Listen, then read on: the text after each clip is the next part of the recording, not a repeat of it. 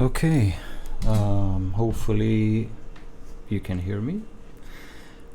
So today I just wanted to start my prep time for Storm King's Thunder. We've just finished our Curse of Strahd campaign, and I decided, I don't know, maybe to open up the way I do my prep for a new campaign. We'll start it in a month or two, so we have time, and I have time to really prepare and get myself ready. Now, I don't have the characters from level 1 to level 5. Isn't really dependent on the character's backstory. Obviously, I can weave that in as the adventure goes forward, but I think that I can start prepare, and after 5th level or 4th level I can start weaving in the character's stories. So it's good to be prepared, at least for the first couple of sessions. So what I think Storm King's Thunder is different from Curse of Strahd is that Curse of Strahd was very sandboxy. You basically had Barovia and you had several locations, and as long as you as the DM knew the locations and knew the backstory, the players didn't have really a lot of options to explore. Basically, if I remember correctly, something like 8 or 10 major locations, and basically this is it. The challenge of Curse of Strahd was to make the players feel the horror of the story, whereas in Storm King's Thunder the adventure is much more open. So we have this major plot, obviously something that has a relation to giants, but the adventure is laid out in such a way that allows a lot more exploration and a lot more freedom in terms of what the players can choose to do. If I remember correctly, I've been flipping through the pages here, and I think they have like one chapter. The 3rd chapter is basically, wow, it's a huge chapter, something like 60 pages, and it's simply outlining the savage frontier, and they give a lot of information and wilderness encounters and all the locations and interesting bits and bytes. So we have this big plot going on and we have this big story going on, but basically the players have a lot of freedom, and you as the DM is even encouraged to allow the players to diverge from the main plot line, indulge in some side quests, develop their characters, whatever. So this will require some changes, at least in the way I run campaigns. I usually like campaigns that move forward really fast, but this time I think I'll have to lay back a little bit and let the players take reins and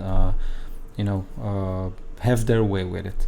So I won't go very deep into the story. I think we can explore it together as I prep for it. But what I usually do before I start preparing the actual sessions is I read at least the 1st chapter that explains what this adventure is all about, who are the major characters, basically what's going on, and then I start preparing basically chapter after chapter. So if the chapter is basically a location, like a fort or a citadel or whatever, then there isn't a lot of point in preparing, at least not until the players actually get there.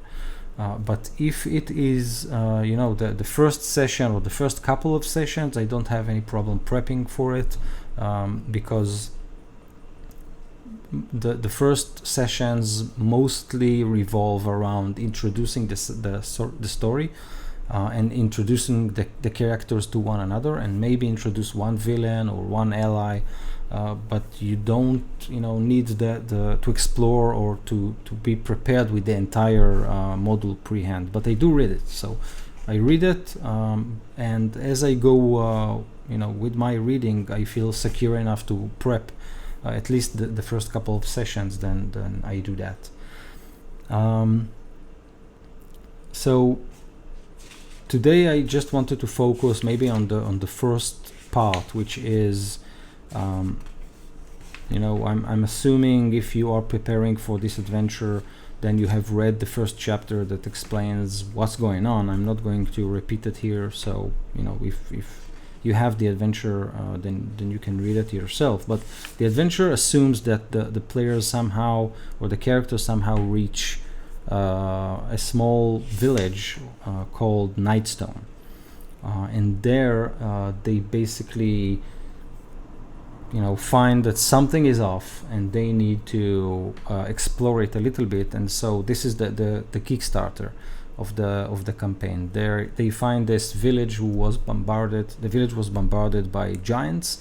The giants basically appeared in a floating castle, throw some boulders, made all the people run for their lives, and then the giants descended, plucked from the earth the Nightstone. This is a big monolith that radiated some magic, but the people of the village didn't bother, or couldn't decipher what is the nature of this magic.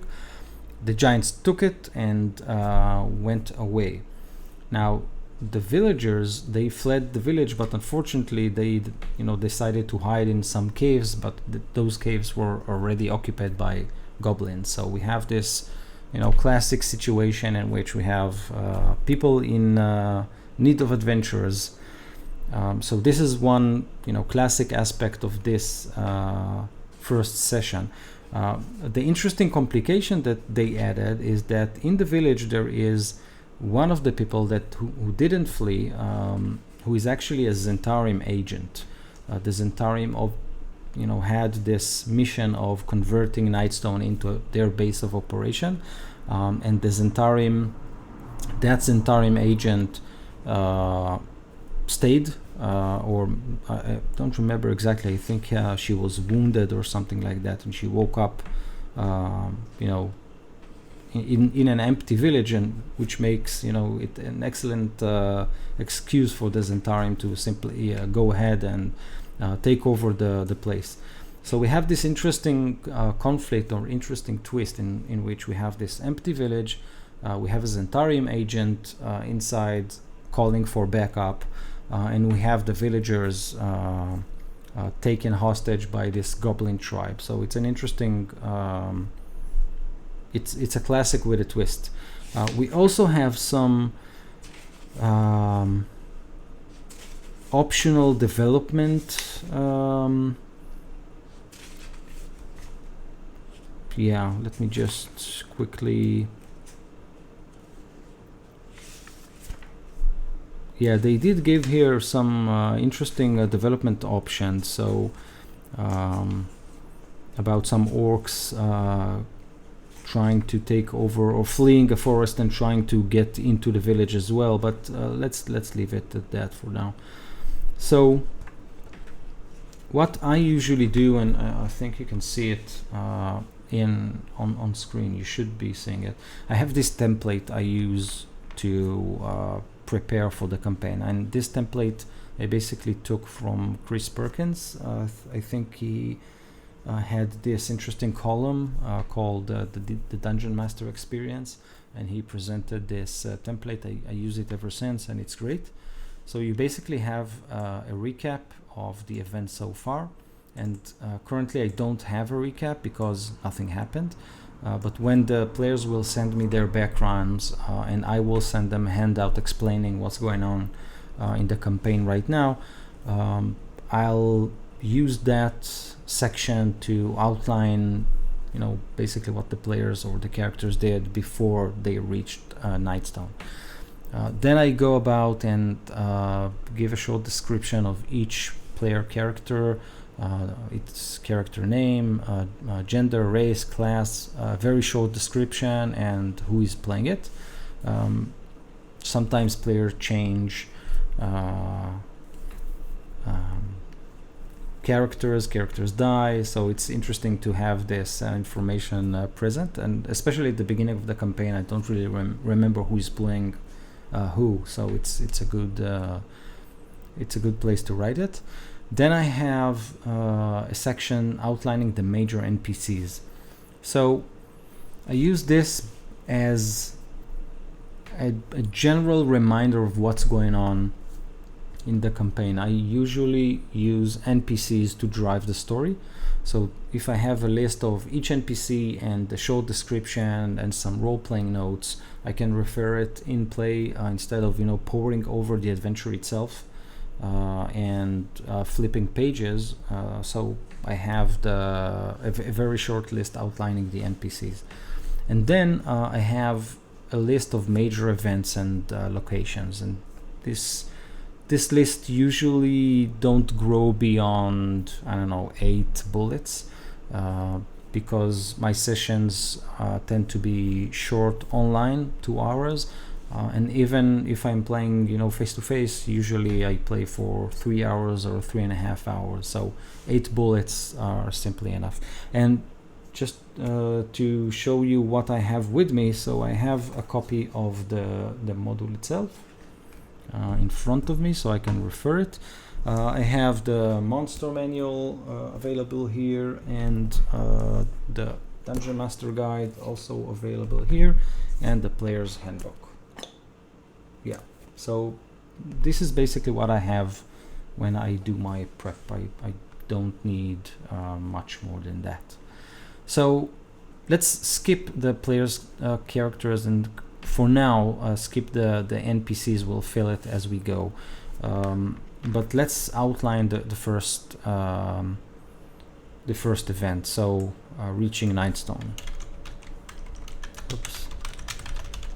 So what I do is I basically write down this very short description of what's going on, and if I need an important detail to remember, and I have it right now here. So think about it this way: the characters reach this fortified village or town, and basically the description says that goblins took over the village.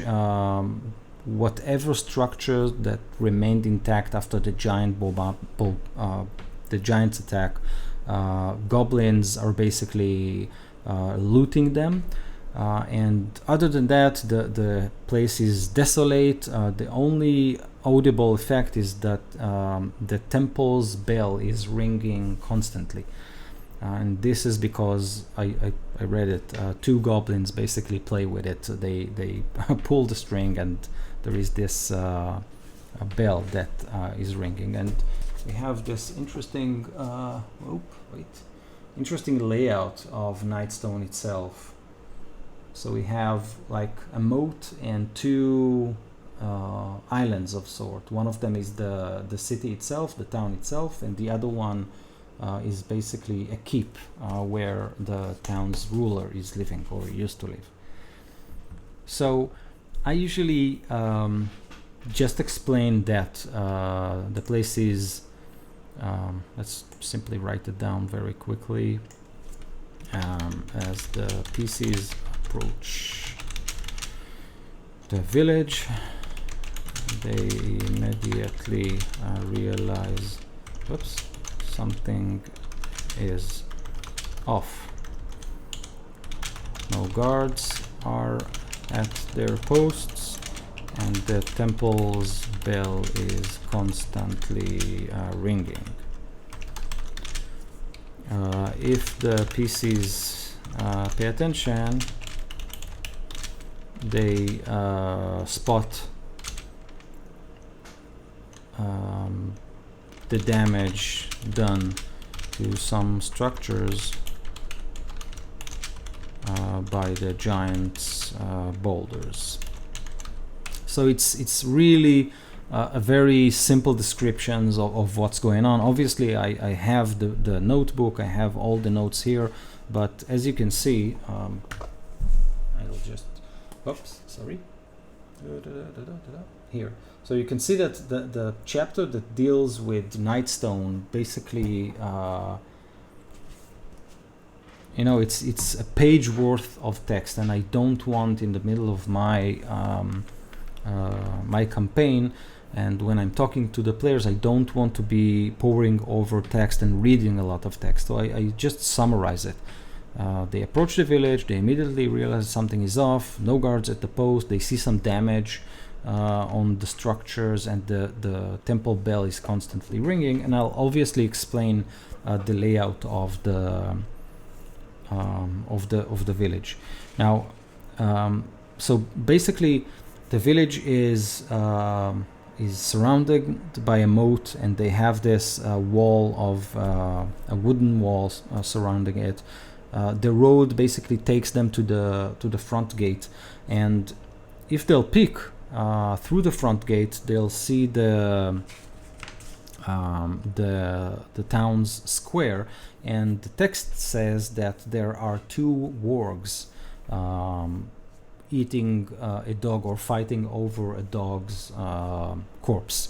So other than that, all the other encounters are in the structures themselves. So I think it's quite important to say that if the characters investigate and approach the city, this is the first thing that they will see. So if the PCs approach the main gate, they spot two wargs fighting or feasting, let's say feasting on a dog's remains. On dog's remains, right? The dog's remains. Now, this part is important. So every time I have a monster, so I don't have to go to the monster manual and start searching, what I do is I bold the name of the monster, and then I simply take the page from my monster manual, so for easy reference. Now my book is falling apart, but a warg is on page 341. Let's flip it. 341. Yep. So what I do is I do this monster manual, page 341. So I have it for really easy access. Now, a warg is a challenge rating of 1/2. So I have here, hopefully you can see it, the Unearthed Arcana encounter building PDF. So this PDF helps me to create encounters for my players which are more challenging, and the math here is the same math that is presented in the Dungeon Master Guide, but it allows you to compose encounters and using different monsters, etc. I find this method very easy. Now my group will have 6 players, and in Curse of Strahd I sometimes forgot to adjust encounters accordingly, so they basically breezed through some of them. This time I'm going to fix it. And the interesting thing here is that you have the character level and the monster CR, and it tells you how many characters worth one monster of that CR. So 3 first level characters worth 1 warg, if I read this correctly. And I think it is. So basically those 2 wargs are it's not a challenging, let me see,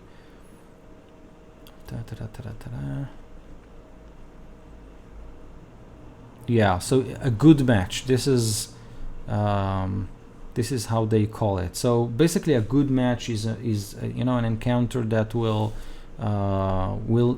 shouldn't bring the players or the characters to their knees. It should be, a good encounter, but not too hard. So I think I'll leave it at that.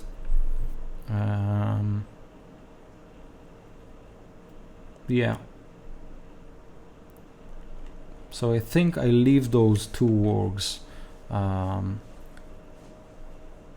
So think about it this way: the more players you have in your group, encounters take longer, but also it takes a lot of time from the monster's turn to the player's turn. So if the characters win initiative, basically those monsters will sit as ducks in a shooting range, while the characters will pound on them. Now a warg has 26 hit points, so they will not drop that easily, and their armor class is 13, which should be easy enough for the characters to hit.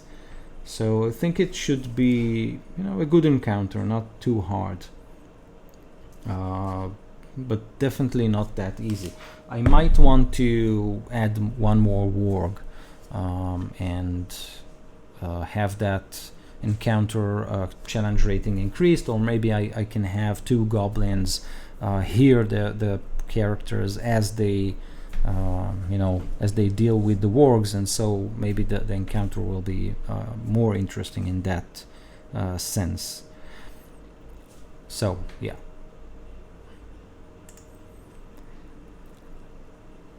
Let's do it like this. Okay.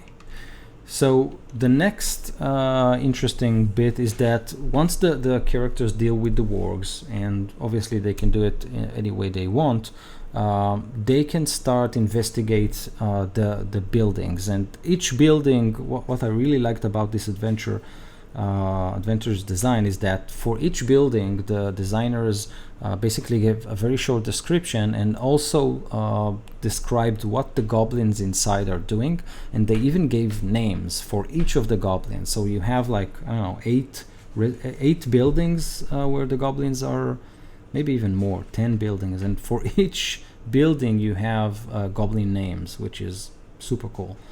I really like that. So I won't bother to detail it here. I'll just outline the Nightstone's location, and I'll describe that you see a bunch of buildings, you see a temple, you see a graveyard, you see a bell tower, a stable house, an inn, etc., etc., and I'll allow the players to say where they want to go, and then I'll improvise based on what the description of each room is.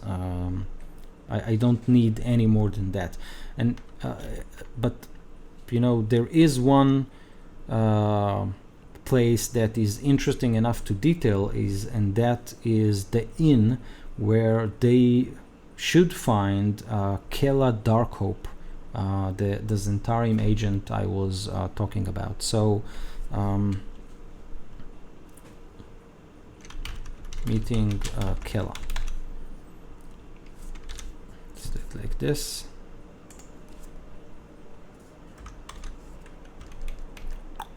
So as the PCs investigate the ruins of Nightstone Inn,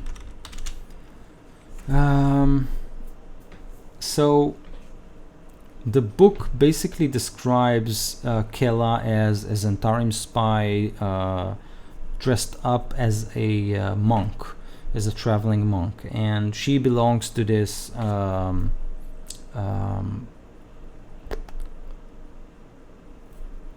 Zentarim cell, should I say, that is called the Seven Snakes, and she was basically tasked with bullying the ruler of Nightstone into allowing the Zentarim to take over. But now that Nightstone is desolate, she's simply waiting for the Zentarim reinforcement to arrive, and then she can basically follow with their plan. So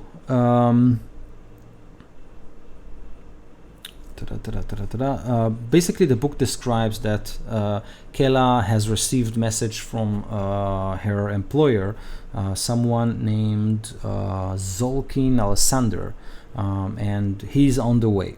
So she's basically sitting tight until he arrives. Now it's the book describes that if she is discovered, then she pretends to be a guest in the inn, waking up from an injury. Now I don't have any other idea or need to introduce Kela in any other way, so we can just write it down.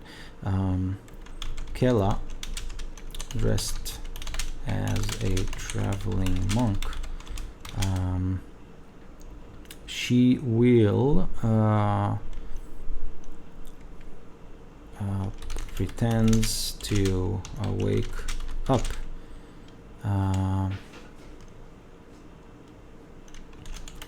after being knocked unconscious during the giant's attack.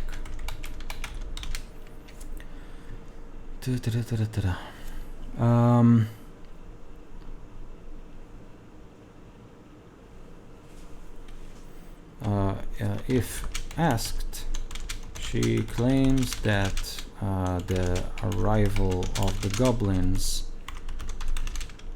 thwarted her plan to escape. So it also reads that the message she got from her reinforcement is in the form of a flying snake. This is the way the Zentarim communicate, and this snake is currently curled on her hand. So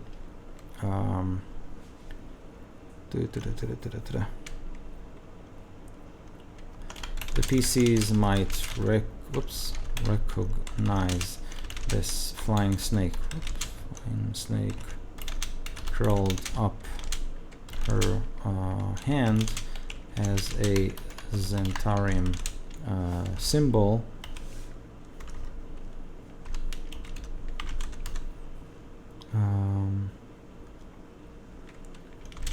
But she claims it's merely her pet. So obviously the players and the characters might expose her, with an insight check or something like that. I don't need to actually be worried about that right now, and I usually don't use numbers. I don't give DCs, etc. It's either in the book or I can actually improvise it. So Kela is a spy. She is a Zentarim spy. So let's write it down. Kela, a Zentarim spy. Spoo.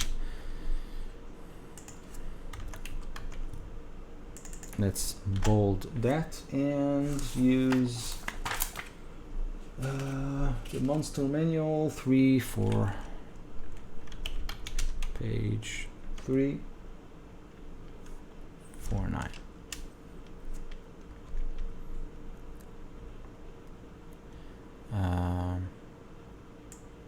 Let's do it this way.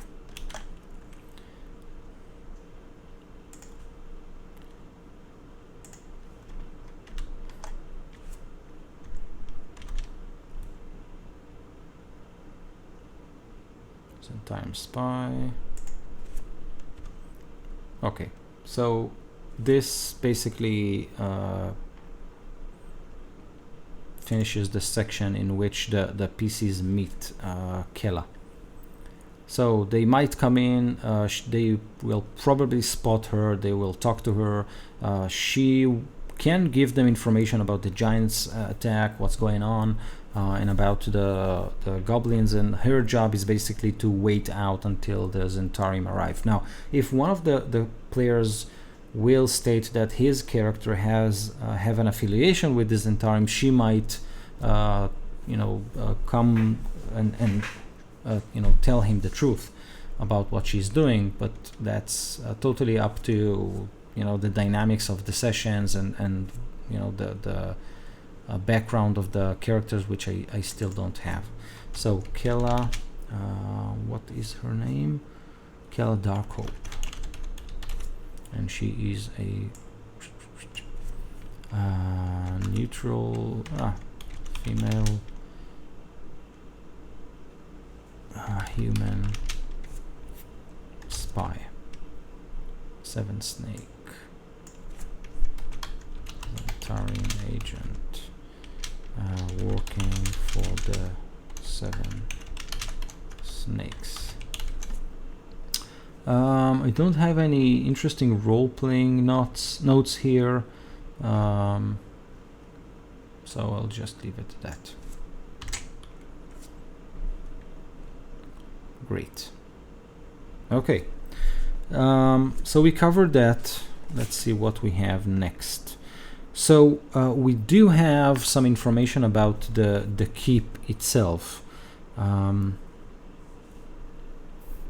So as I showed at the map, we have Nightstone, the village itself, and we have the keep, and the bridge that connected the two is now destroyed. The giants destroyed it.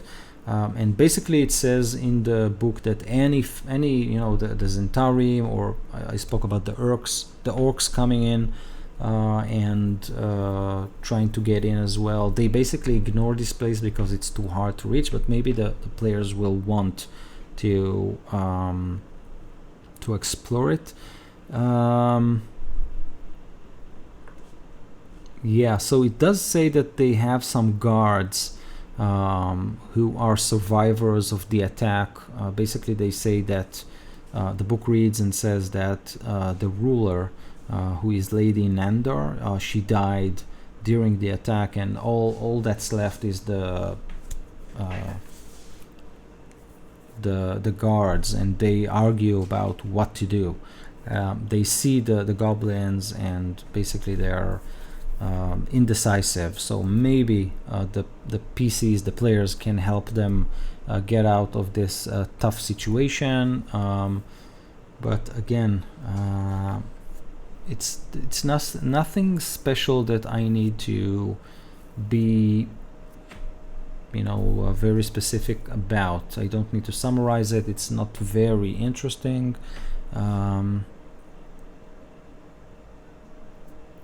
Let me see. Yeah, I don't see any interesting anything that I should summarize or be very specific about. But we have some special events planned. So the book describes 2 special events. One of them is the 7 snakes, the Zentarim reinforcement that Kella is waiting for. They arrive. And they basically, their mission is to help Kella turn Nightstone into a base of operation for the Black Networks. So they plan to infiltrate the village, but since it's ruined, they can basically rebuild it and take it as their own.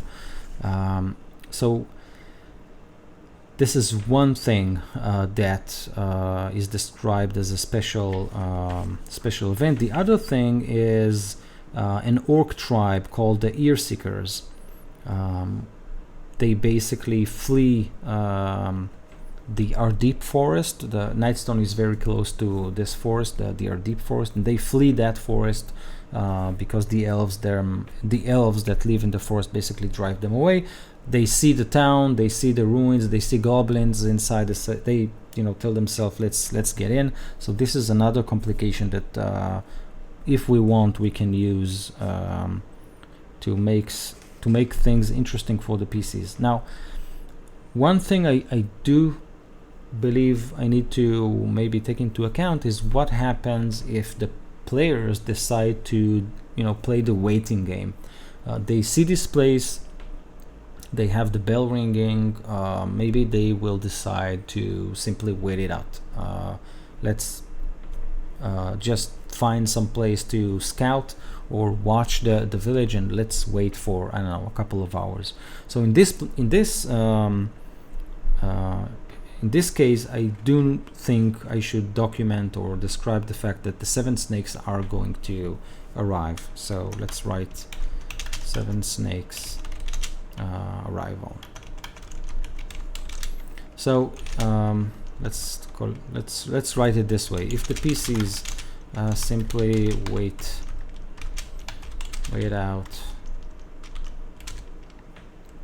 outside Nightstone instead of investigating, or before the PCs take a long rest, and this is the adventure states that the 7 snakes should arrive after the players cleared out Nightstone, met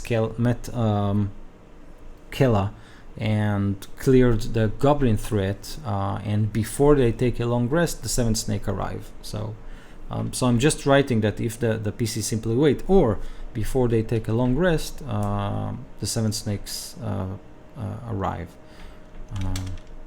Kella's reinforcements arrive, led by Zolkin Alessander.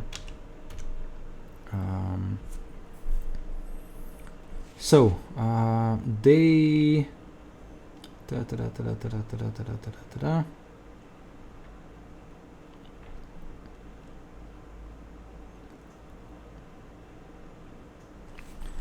So I'm just reading what it says. I think that what should going on is that Kella is trying to basically convince the PCs to help her turn this place into a base of operation of the Zentarim.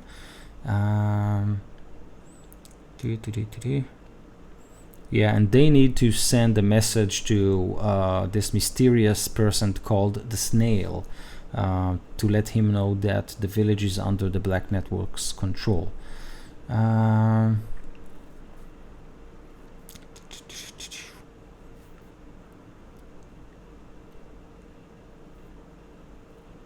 Yeah.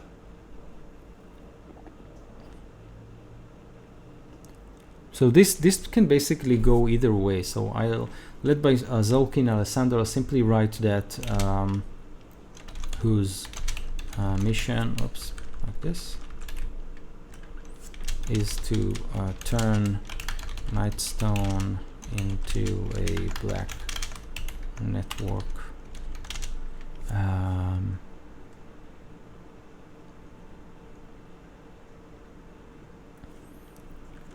base of operation.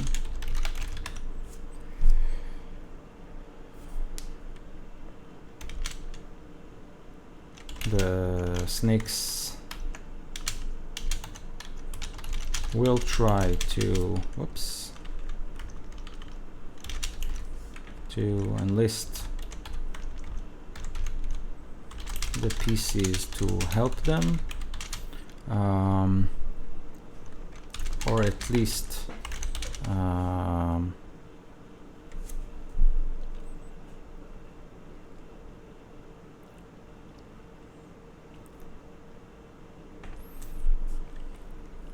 okay, so basically the snakes will try to enlist the PCs to help them.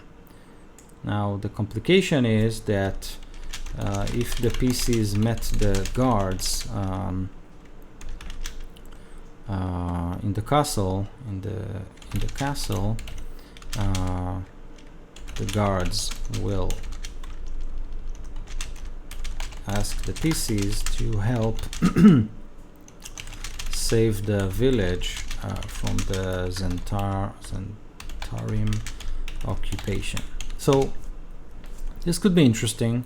It really depends on what the players will do when they come to Nightstone. Will they take a look at the ruined castle, or will they stay at Nightstone proper? So it's really a thing of dynamic, and I don't have a plan right now. It really depends on the characters' backgrounds, how they will react when they'll meet Kella. Will they fall for her story? Will she reveal her true reason for being in town? So this could be interesting, and nothing here says that the Zentarim will try to kill the PCs. That might happen if the players will be very harsh in their response of Zolkin's offer to help the Zentarim. Let's simply document Zolkin here. So we have Zolkin, and he's a, let's see, half-elf bandit captain. Wow. Male half-elf bandit captain. Charming, ruthless man in his mid-30s. Seven Snakes leader. Charming, ruthless man in his 30s. Cool.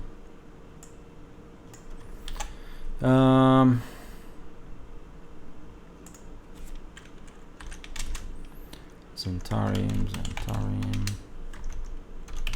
bandit captain again. Monster manual page.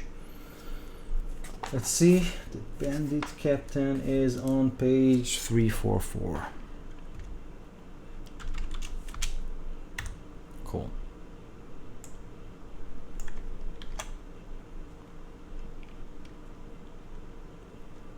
Yes. Okay. So basically what we have up till now is we've covered the players reaching Nightstone. We've covered some of the interesting events that happen when they explore Nightstone itself. We've covered what happens just before they take a long rest, which might happen after they cleared out all the threats, or maybe they decided to sit tight and wait for something to happen. The second part of this specific chapter describes the dripping caves, and these are the caves where the villagers, they fled north of Nightstone, and they arrived at the dripping caves, but unfortunately they found this goblin tribe inside, and the goblins basically took them hostage. Now, the dripping caves are actually a very interesting location, because it's not a very classic dungeon in which the PCs get in, enter the room, find some goblins, kill them, and move on. It's basically, if we look at the map, and I will show it to you, it's not a dungeon per se.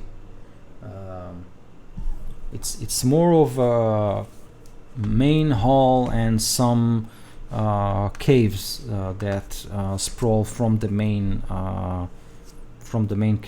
cave. So this could go very bad if the players decide to simply kick in the door and rush it. The book does describe some ways of mitigating the situation. It says that the Goblin King, Hark, he can be reasoned with. The players can buy off the freedom of the hostages, or maybe they can help him. Let's see. Chapter 9. Yeah, so they can ransom and they can pay a ransom and of 1 gold pieces per villager, or they can find him a working lock. He need the lock to secure his treasure chest, or they can kill the black pudding that is roaming the goblin's cave. So there are some interesting ways of mitigating that situation. I don't think I need to go into detail about the caves themselves. They also describe the families and the commoners, so the villagers that are stuck in the caves with the goblins. So I don't think I need to actually write something down. It's a good summary here. It's very clear and very tight and neat.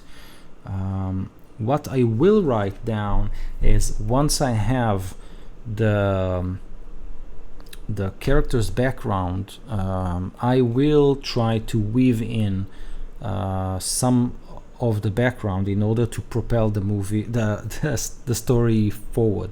So basically what happens when the players rescue the villagers, some of the villagers give them quests or give them tips about where to continue from here, and basically the players have a choice, or maybe I have a choice and I can present only one option. But what I'll try once I get the player's background is, connect the dots by using one of the character's background to propel the story forward. Now, since I don't have it, I will leave it at that right now. But once I have it, I can continue and fill up the blanks. So what I will write down, let me can delete that, oops, and I can write down Hark, who is a male goblin, whoops, male goblin, blah blah. He is a goblin boss. What's a goblin boss? We have a goblin boss? I didn't know that. So a goblin boss,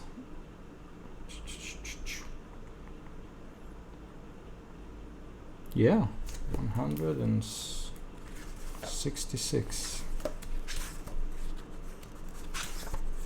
That's interesting.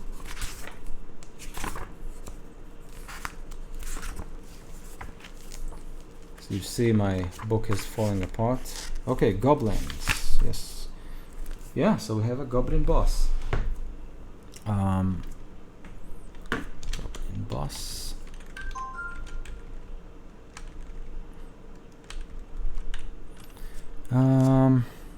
So what do we know about Hark?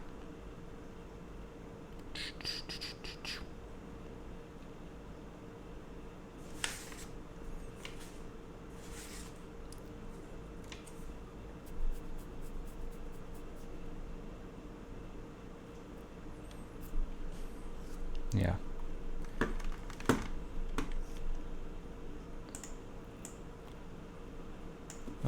Leader of the goblins in the dripping caves.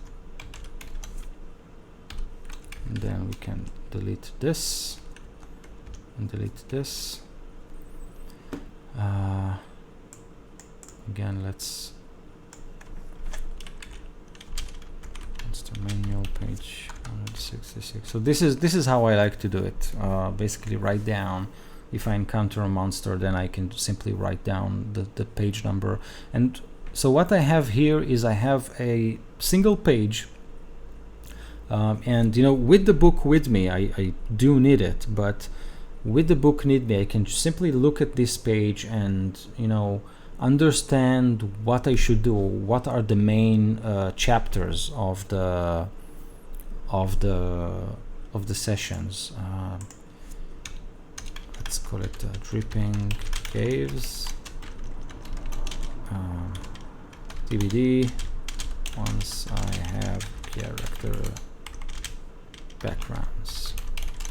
Yeah. Okay.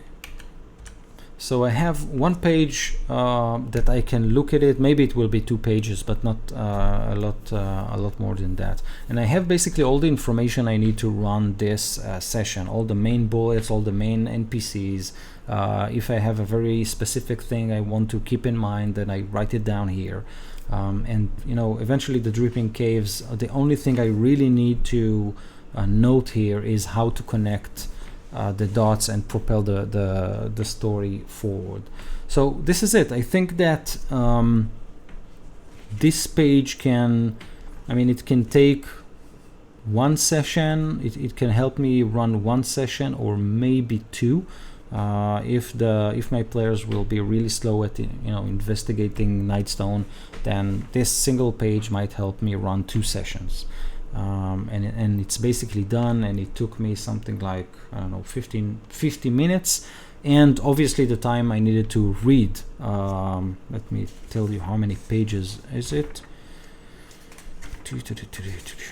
So the first chapter is 1, 2, 3, 4, 5, 6, 7. So 7 pages all in all that describe Nightstone and the dripping caves. And then I have, we'll probably continue this in the next video, but how to connect the dot from here to the next place where the players should visit. I can invest another 50 minutes and be done with that also. So as you can see, it's not a lot of time, not a lot of prep time. You simply read the adventure, get the idea of what's going on. You write down a recap of what previously happened, and if it's the first session, then simply write why the characters are visiting Nightstone. Write down the player characters as a list so you'll know who is playing who.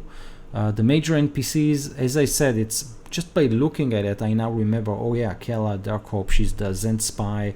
They'll find her in the inn, and we have her boss that should come and complicate things for the PCs, and we have the goblin boss who is who took the villagers captive. So it outlines the session for me, and here I have the things that I need to keep in mind while narrating the story. And all the rest of the information, it's in the book. I am going to use the book, I am going to use the monster manual, but I have everything I need right here with me.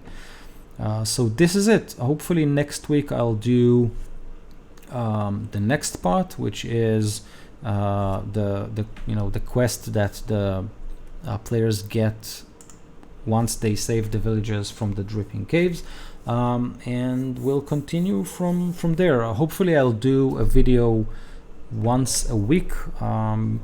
If you watch this video and you're interested in participating, I will host it live, so you can drop in and say something in chat and ask questions, or maybe suggest things that I didn't think about. Let me know in the comments if you are interested in participating live, and maybe I can move the date or the hour. I don't know if people are interested. So here you go. I hope you enjoyed it. I hope it will help you, anyhow, in any way, doing your prep time. I think it's interesting to see how other DMs prep for their sessions. So this is how I do it. So that's it. See you next time. Bye bye.